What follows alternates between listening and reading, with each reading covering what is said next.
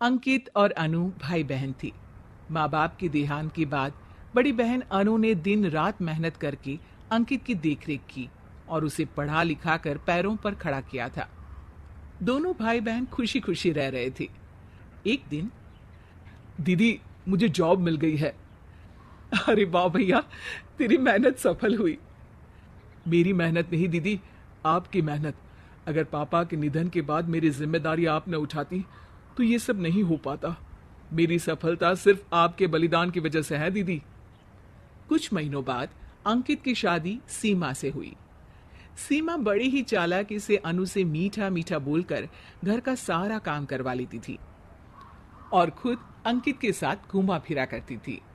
वैसे तो वो सिर्फ खाना बनाने का काम ही घर में करती थी, लेकिन अब उसे उससे भी छुटकारा चाहिए था। इसीलिए एक दिन, दीदी मेरे हाथ का खाना अंकित को पसंद नहीं आता, क्या आप खाना बना दोगी प्लीज? अरे हाँ हाँ, ये भी कोई कहने की बात है, जरूर।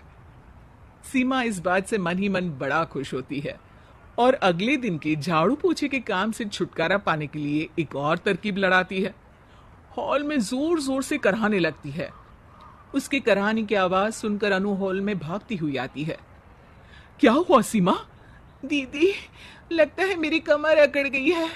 वो क्या है ना, मुझे झाड़ू पोछा करने की आदत नहीं है ना। मेरी मम्मी पापा ने मुझसे कभी ये काम नहीं करवाया। अरे कोई बात नहीं, झाड़ू पोछा ही तो है, मैं कर लिया करूंगी।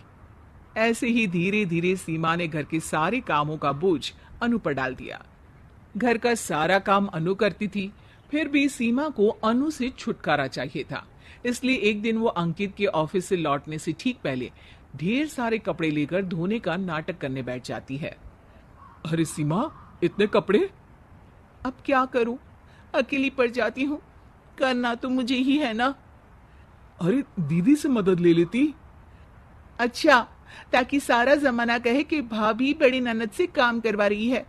और वैसे भी दीदी ने तो साफ कह रखा है मुझे कि तुम आज जो भी हो सिर्फ उनकी वजह से हो, इसीलिए अगर उनके बनाए इस घर में रहना है तो काम करना ही पड़ेगा।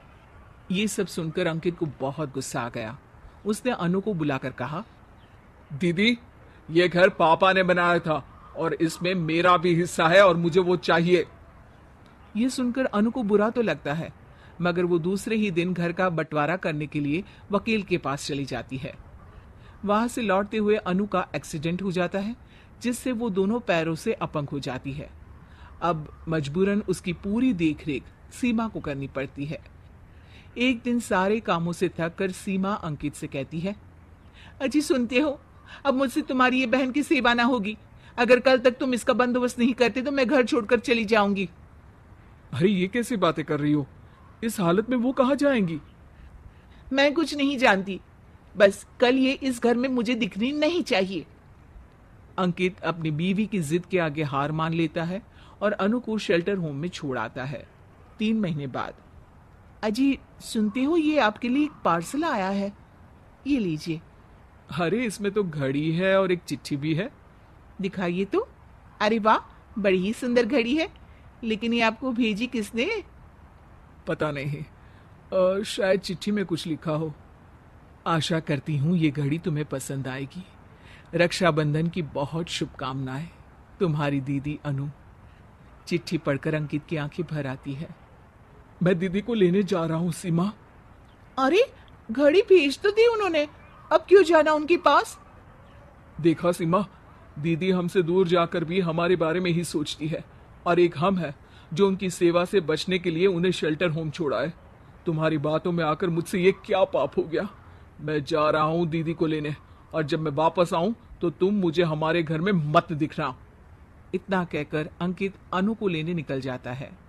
वहां पहुंचकर, दीदी मुझे माफ कर दो, मैं तुम्हें लेने आया हूं। भाई आज तो राखी है, आज तो मैं मना कर भी नहीं सकती।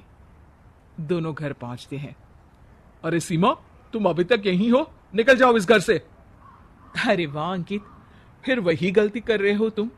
सीमा, तुम कहीं नहीं जाओगी।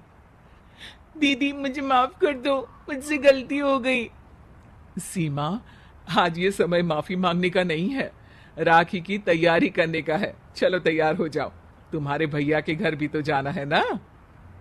ये सुन सीमा अनु के गले लग जाती है।